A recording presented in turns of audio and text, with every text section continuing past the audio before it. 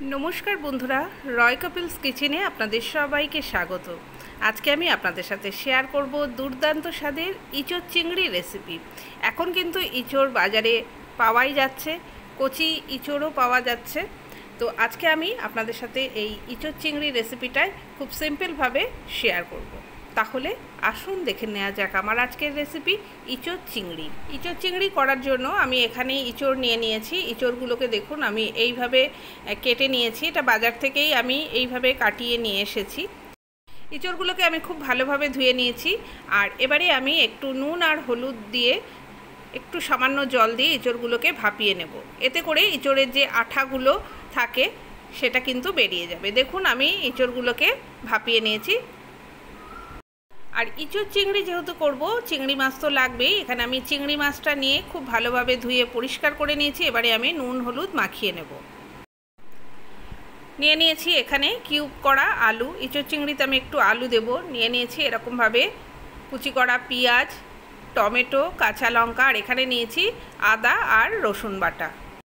কড়াইতে প্রথমে আমি সর্ষে তেল দিয়ে গরম করে নিচ্ছি।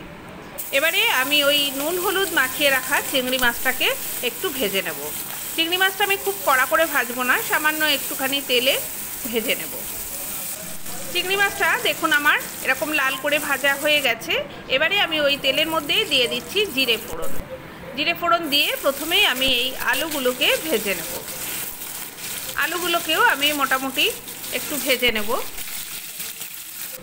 আলুগুলো ভাজা হয়ে গেছে। এবারে আমি দিয়ে দিচ্ছি কুচিয়ে রাখা পেঁয়াজ। পেঁয়াজটা আমি এরকম আলুর সাথে একটু ভেজে নেব। পেঁয়াজটাও ভাজা হয়ে গেছে ভালো করে। এবারে আমি দিয়ে দিচ্ছি আদা রসুন বাটা। আদা রসুন বাটাও আমি পুরোটাই দিয়ে দিচ্ছি। দিয়ে আমি খুব ভালোভাবে পেঁয়াজ আর আদা রসুন খুব ভালোভাবে কিন্তু কষিয়ে নেব। যতক্ষণ না আদা রসুনের কাঁচা গন্ধ যায় ততক্ষণ কিন্তু আমি এটা ভেজে নেব। এখানে আমি মশলাটা রেডি করে নেব। নিয়ে নিয়েছি লঙ্কার গুঁড়ো, হলুদ গুঁড়ো, জিরে গুঁড়ো আর ধনে গুঁড়ো। সব কিছুর মধ্যে আমি একটু জল দিয়ে একটা পেস্ট বানিয়ে নেব। আদা রসুনটা খুব ভালোভাবে কষিয়ে নিচ্ছি। এবারে আমি এই গুলে রাখা মশলাটাও এর মধ্যে দিয়ে দিলাম। মশলাটাও কিন্তু আমি খুব ভালোভাবে আদা রসুনের সাথে কষিয়ে নেব। দিয়ে দিচ্ছি একটু কাশ্মীরি মির্চ, এটা কালারের জন্য আমি দিলাম। সব কিছু মশলা কিন্তু আমি খুব ভালোভাবে একটু কষিয়ে নেব। দিয়ে দিচ্ছি একটুখানি কুচিয়ে রাখা টমেটো। টমেটোটা দিয়েও আবারও আমি এখানে মশলার সাথে কিন্তু কষিয়ে নিচ্ছি। দিয়ে দিলাম দুটো কাঁচা লঙ্কা। ভেজে রাখা চিংড়ি মাছগুলো কিন্তু আমি এর মধ্যে দিয়ে দিয়েছি। দিয়ে এবারে আমি ভালো করে কষিয়ে নেওয়ার পরে দিয়ে দিচ্ছি সিদ্ধ করে রাখা ইচোরগুলো।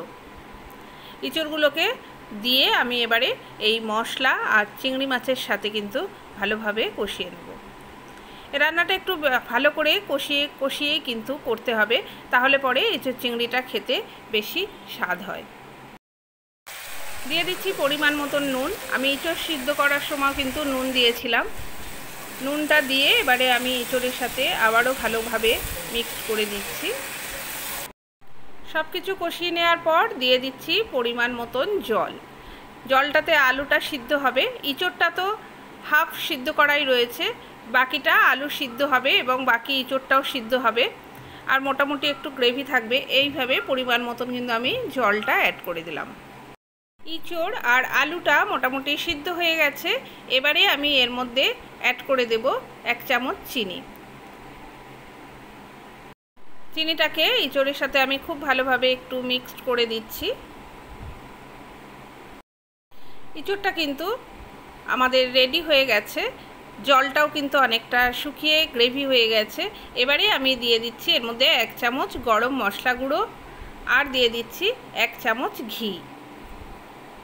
সব কিছু দিয়ে আমি আবারও একটু মিক্সড করে দেব। দেখুন একদমই রেডি হয়ে গেছে দুর্দান্ত স্বাদের ইচোর চিংড়ি।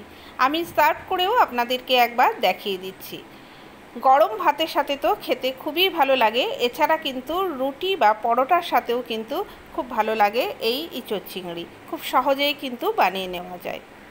আমার আজকের এই ইঁচড় চিংড়ি রেসিপিটি আপনাদের কেমন লাগলো অবশ্যই আমাকে কমেন্ট করে জানাবেন, আর ভালো লাগলে একটা লাইক দেওয়ার অনুরোধ রইল। তাহলে আজকে এই অবধি, আবারও আসছি নতুন কোনো রেসিপি নিয়ে। সবাই খুব ভালো থাকবেন, সুস্থ থাকবেন।